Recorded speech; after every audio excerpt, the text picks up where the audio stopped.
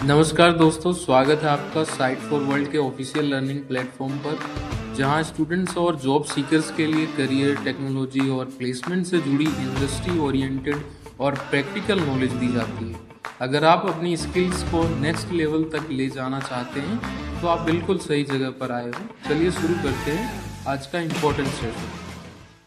नमस्ते स्टूडेंट्स, आप रेडी हो? फोकस मोड ऑन है ना? अच्छा, कभी सोचा है कि कुछ कंपनीज हमेशा टाइम पर एकदम ऑसम काम कैसे कर लेती हैं, जबकि कुछ दूसरी कंपनीज हमेशा डेडलाइंस मिस करती रहती हैं? इसके पीछे का जो राज है ना, वो है प्रोसेस मैच्योरिटी। चलो, आज इस कॉन्सेप्ट को आसान भाषा में अच्छे से समझते हैं। याद करके देखो, कभी ऐसे प्रोजेक्ट पे काम किया है जहां सब कुछ बस अजीब से केओस में चल रहा हो? मतलब कोई प्लानिंग नहीं, कोई प्रोसेस नहीं, बस हर दिन फायर फाइटिंग चल रही है, आग बुझाने जैसा काम। एक्सपीरियंस किया है ना ऐसा? बिल्कुल किया होगा। तो फिर सवाल ये उठता है कि आखिर जो टॉप ऑर्गेनाइजेशंस हैं वो इस केओस से बच कैसे जाती हैं और हर बार कंसिस्टेंट और रिलायबल रिजल्ट्स कैसे डिलीवर कर पाती हैं? इसका जवाब दोस्तों एक स्ट्रक्चर्ड अप्रोच में छुपा है, और आज हम उसी को एक्सप्लोर करने वाले हैं। ठीक है, तो चलिए शुरू करते हैं। हमारा पहला सेक्शन है केओस से कंट्रोल तक का सफर। और सच कहूं तो यही असली चैलेंज है, एक अनप्रिडिक्टेबल एनवायरनमेंट को एक प्रिडिक्टेबल सिस्टम में बदलना। फोकस बना हुआ है ना? अब स्क्रीन पे देखो, ये स्लाइड पूरी कहानी बता रही है। एक तरफ है रिएक्टिव मोड। यहां क्या होता है, हमेशा फायर फाइटिंग चलती रहती है और सक्सेस डिपेंड करती है इंडिविजुअल हीरोज पर। मतलब कोई एक बंदा आएगा और सब ठीक कर देगा। दूसरी तरफ है प्रोएक्टिव मोड। यहां प्रोसेसेस स्टैंडर्डाइज्ड हैं, प्रिडिक्टेबल हैं, और सक्सेस किसी एक इंसान पर नहीं बल्कि पूरे सिस्टम पर डिपेंड करती है। गोल बिल्कुल साफ है, इस रिएक्टिव केओस से निकलकर प्रोएक्टिव कंट्रोल की तरफ जाना है। समझ आया दोनों में डिफरेंस? तो ठीक है, गोल तो सेट हो गया, पर इस केओस से कंट्रोल तक का रास्ता क्या है? आखिर वहां तक पहुंचेंगे कैसे? उसके लिए एक प्रॉपर रोड मैप है, जिसे कहते हैं द प्रोसेस मैच्योरिटी लैडर। एक सीढ़ी है बेसिकली। अब आप सोच रहे होंगे, ये मैच्योरिटी मॉडल है क्या चीज? सिंपल शब्दों में समझो, ये एक टूल है, एक आईना है, जो दिखाता है कि कोई ऑर्गेनाइजेशन अपने काम करने के तरीकों में, अपने प्रैक्टिसेस में कितनी अच्छी है। और सिर्फ प्रॉब्लम नहीं बताता, बल्कि बेहतर होने के लिए एक साफ रास्ता भी दिखाता है। बेसिकली ये इंप्रूवमेंट का एक जीपीएस है, एक रोड मैप है। क्लियर हुआ? और इसका सबसे पॉपुलर फ्रेमवर्क जो है ना, वो स्क्रीन पर है, द कैपेबिलिटी मैच्योरिटी मॉडल, या शॉर्ट में सीएमएम। जैसा कि आप देख सकते हैं, इसमें 5 लेवल्स हैं, बिल्कुल एक सीढ़ी की तरह, एक के ऊपर एक। चलिए अब इन 5 लेवल्स को एक एक करके आराम से समझते हैं। तो चलिए अब इस सीढ़ी पर चढ़ना शुरू करते हैं। रेडी हो? हम एक एक करके हर लेवल को एक्सप्लोर करेंगे। अब ध्यान से सुनना, ये आगे का पार्ट बहुत इंपॉर्टेंट है।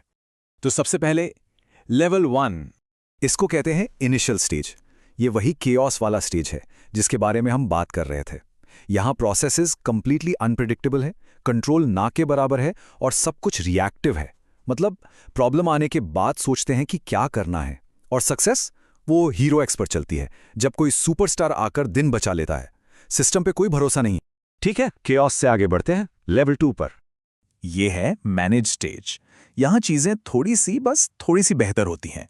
कुछ बेसिक प्रोसेस, प्लान और कंट्रोल किए जाते हैं, लेकिन यहां एक कैच है, ये सब सिर्फ प्रोजेक्ट लेवल पर होता है। इसका मतलब क्या हुआ?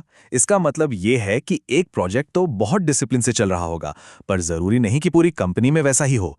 ये केओस से बाहर निकलने का बस पहला कदम है। अब आते हैं लेवल 3 पर, और ये बहुत इंपॉर्टेंट है। लेवल 3 यानी डिफाइंड। और दोस्तों, ये एक बहुत बड़ा शिफ्ट है। असली ट्रांसफॉर्मेशन यहां से शुरू होता है। अब प्रोसेसेस सिर्फ एक प्रोजेक्ट तक सीमित नहीं रहते, बल्कि पूरी ऑर्गेनाइजेशन में स्टैंडर्डाइज हो जाते हैं। ये एक प्रोएक्टिव स्टेट है जहां हर किसी को पता है कि काम कैसे करना है, a standard way of working. समझ रहे हो ये कितना बड़ा चेंज है?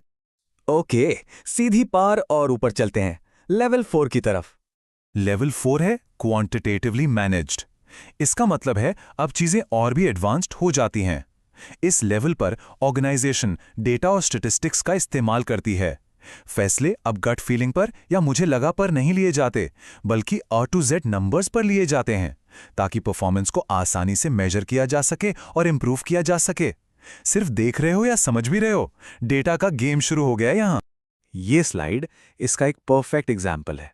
देखो, यहां पर मैट्रिक्स ट्रैक किए जा रहे हैं, जैसे साइकिल टाइम कितना कम हुआ, डिफेक्ट्स कितने रिड्यूस हुए या थ्रूपुट कितना बढ़ा, सब कुछ डेटा ड्रिवन है।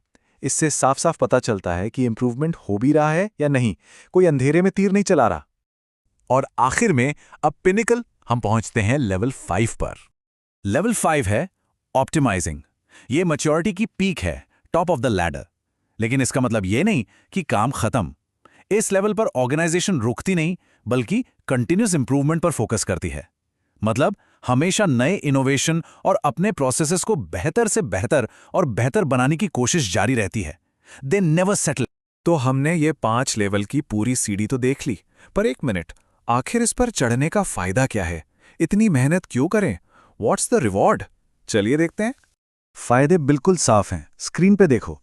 काम करने का साइकिल टाइम कम हो जाता है, गलतियां और एक्सेप्शंस कम होते हैं, प्रोडक्ट की क्वालिटी बेहतर होती है, प्रोडक्टिविटी बढ़ती है और सबसे इंपॉर्टेंट, कस्टमर्स को एक स्मूथ, कंसिस्टेंट और बेहतरीन एक्सपीरियंस मिलता है। ये वो रिजल्ट्स हैं जिनके लिए हर बिजनेस काम करता है आखिर में, राइट? तो ठीक है, लेवल 5 पर पहुंच गए, सारे रिवॉर्ड्स मिल गए। अब क्या, काम खत्म, गेम ओवर? बिल्कुल नहीं। और यही इसका सबसे इंटरेस्टिंग पार्ट है। देखो, असली गोल सिर्फ लेवल 5 तक पहुंचना नहीं है, वो तो एक माइलस्टोन है। असली जीत तब है जब पूरी ऑर्गेनाइजेशन में एक कल्चर बन जाता है, एक process driven culture of continuous improvement. मतलब एक ऐसा माहौल जहां हर कोई हमेशा चीजों को बेहतर बनाने के बारे में सोचता है। ये कल्चर बनाना ही असली मंजिल है, लेवल अचीव करना नहीं। तो ये थे प्रोसेस मैच्योरिटी के 5 लेवल्स, केओस से कंट्रोल तक का पूरा सफर। अब एक आखिरी सवाल, अपने लिए सोचो, इस सीढ़ी पर आज आपकी टीम या ऑर्गेनाइजेशन कहां खड़ी है? लेवल 1, 2, 3? इस पर जरूर सोचिए। प्रैक्टिस करोगे ना इस कॉन्सेप्ट को अप्लाई करने की? सिर्फ देखने से नहीं होगा। नेक्स्ट सेशन में मिलेंगे, रेडी रहना। और अगर कोई डाउट है तो कमेंट सेक्शन में जरूर बताना। तो हमारे चैनल को सब्सक्राइब कीजिए और वीडियो को अपने दोस्तों के साथ शेयर जरूर कीजिए। कमेंट सेक्शन में अपना डाउट या नेक्स्ट टॉपिक लिखना मत भूलिएगा।